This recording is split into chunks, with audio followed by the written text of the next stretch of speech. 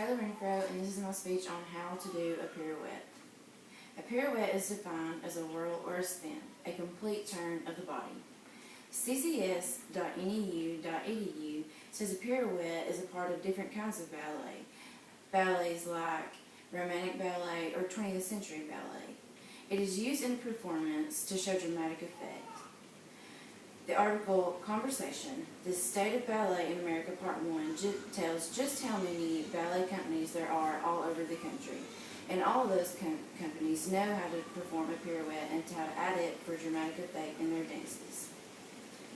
It can add skill to a dance depending on how many pirouettes a dancer can perform. They can do a single pirouette, double pirouette, or a triple pirouette, even more if need be, or if the skill calls for it.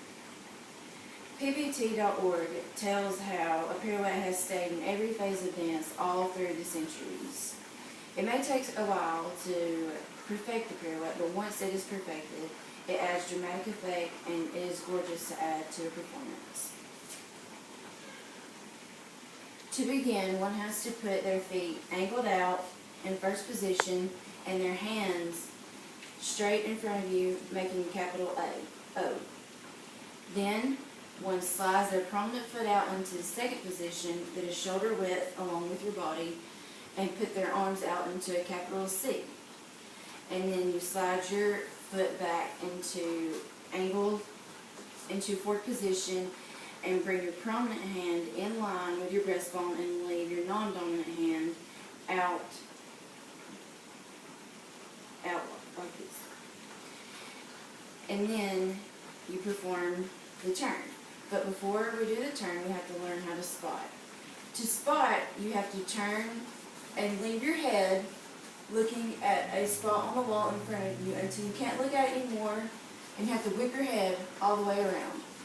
To complete a better spot, you have to flex all your core muscles and tighten everything so that you don't lose your center of gravity.